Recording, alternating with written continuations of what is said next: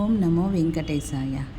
విజయనగరం జిల్లా నెల్లిమర్ల మండలంలో ఉన్న శ్రీ వెంకటాచల క్షేత్రం దేవాలయం యొక్క విశిష్టత, దాని గురించిన వివరాలు ఆలయ కమిటీ వారి మాటల్లో మనం విందాము. శ్రీ శ్రీ శ్రీ శ్రీనివాస ఆలయ కమిటీ నెల్లిమర్ల. ఈ ఆలయం 2012లో శంకుస్థాపన అవడం జరిగింది. 12 సంవత్సరాల నిరీక్షణ తర్వాత 2023లో జూన్ నెలలోనూ ప్రతిష్ట కాపాడింది.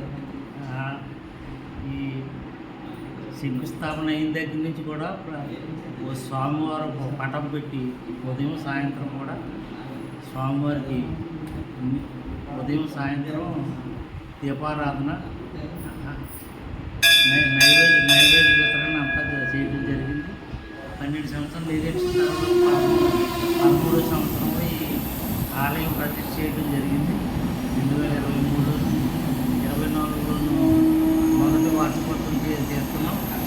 రెండవ వార్షికోత్సవం ఈ నెల 13, 14, 15 తారీఖులో జరుగుతుంది. ఇది మొత్తం ఆలయం అంతా కూడా స్వామి భక్తుల యొక్క విరాళాలతో చేయడం జరిగింది. ఈ విరాళాలు కూడా బయట నుంచే చాలా వరకు వచ్చింది. నెల్లిమర్ల విలేజ్లో కొంచెం తక్కువ, బయట నుంచి విరాళాలు దగ్గరగా ఈ ఆలయం నిర్మాణానికి 2 కోట్ల రూపాయలు వెచ్చించడం జరిగింది. ఈ ప్రతిరోజు కూడా కడియపులంక నుంచి రాజమండ్రి దగ్గర కడియపుల నుంచి పూలు వస్తాయి. వచ్చిన తర్వాత విజయనగరం నుంచి రిసీవ్ చేసుకుని ఇక్కడ సేవకులు ఉన్నారు, వాళ్ళు దండలు తయారు చేసి స్వామికి సమర్పించడం జరుగుతుంది. 3 పూటలో కూడా నైవేద్యం పెట్టడం. తర్వాత ఏంటంటే ఈ ఆలయం భక్తులు విరాళంతో నిర్వహణ జరుగుతుంది.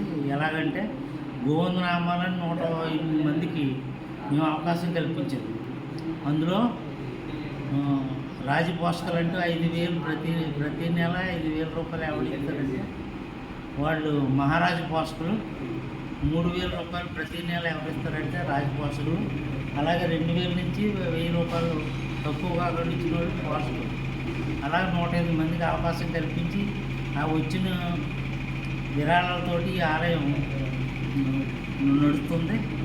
ఎవరైనా భక్తులు మా ఆలయం వచ్చిన వాళ్ళు అనవచ్చు, మా ఆలయం చూసి ఏమంటారంటే ఈ 2 జిల్లాలకి, విజయనగరం, శ్రీకాకుళం జిల్లాలో ఇటువంటి ఆలయం లేదండి అంటుంటారు.